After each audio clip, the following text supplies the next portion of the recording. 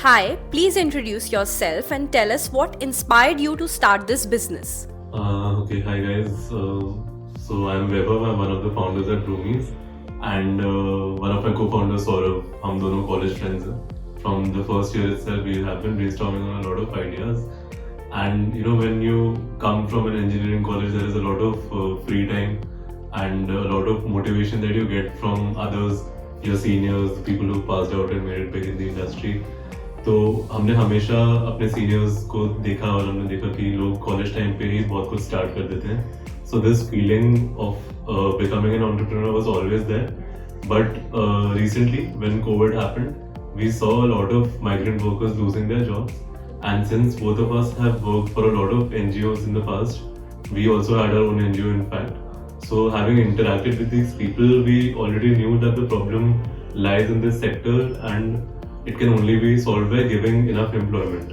So that was our true inspiration to start Broomees. There is no other company or no other platform that enables them to get upskilled, certified, trained, and then also get a job. So that has been our inspiration. Can you tell us something about the challenges you faced in your journey? Sure. This is a new market, of course, and we have faced way too many challenges, both from a customer side as well as worker side. But the main challenge has always been something around trust. So workers find it hard to trust that a private company like us would want to work for their welfare, their benefits. And similarly, because customers have often been duped by other players in this market or agencies that exist, we have often tried to solve for this, and thank God for the efforts that we've put in the last 3 or 4 years now. We have been able to crack that problem. So everything that we do, starting from customer retention to worker support to the content shown on our Instagram or LinkedIn pages or our website, it in a way is made in such a manner that it addresses the problem of trust that comes from both the sides. As you went into the Shark Tank, what was the most memorable moment for you?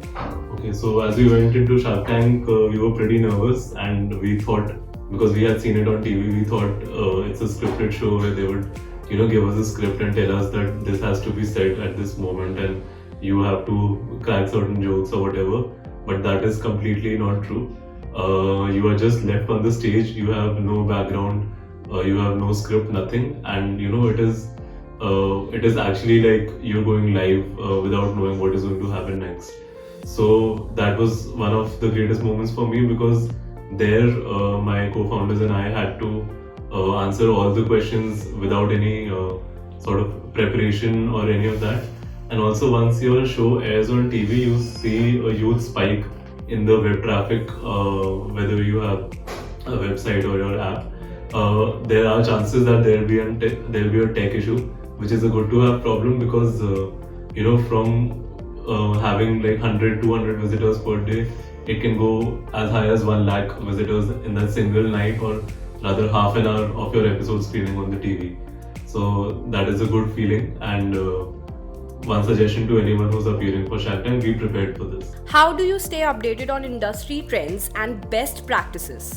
So we follow a lot of pages on Instagram and LinkedIn, and there are clear industry leaders and people who are doing this for a living. So we follow them, we learn from them, and social media does a wonderful job.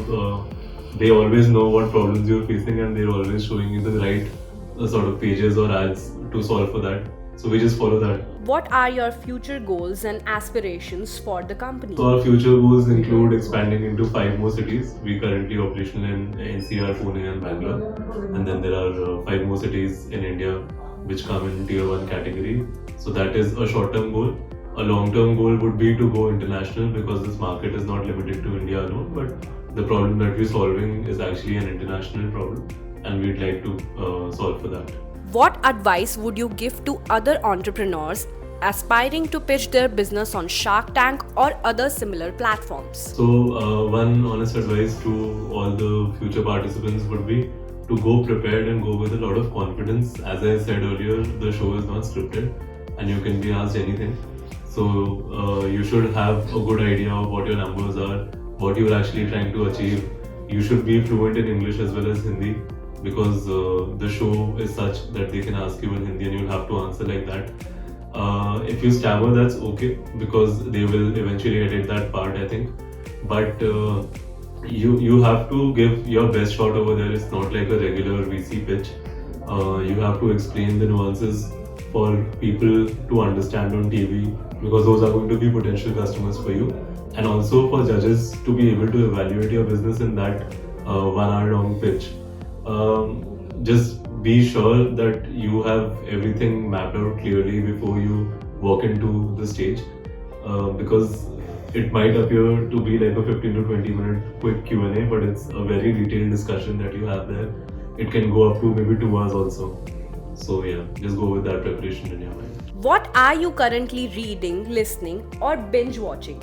So honestly, I don't get a lot of time for all of this, but I would advise you guys to not read or listen to or watch to typical, content based content based on entrepreneurs' journeys and what advice they give to you. You need to relax your mind sometimes. So maybe read, listen to, or watch content that gives you a perspective of things in general. So in my case, I love watching shows that are produced by TVF or other such channels, because there you get to learn a lot of tactics like sales, marketing, and it helps you boost your confidence. It also gives you a certain skill that is needed to communicate with people in general, whether it's your customers, workers, investors, or any other stakeholders. So yeah, give your mind a break and watch or listen to content that is giving you a holistic learning and not just what needs to be done in a startup. Glad to have you, sir. Thank you so much. Thank you.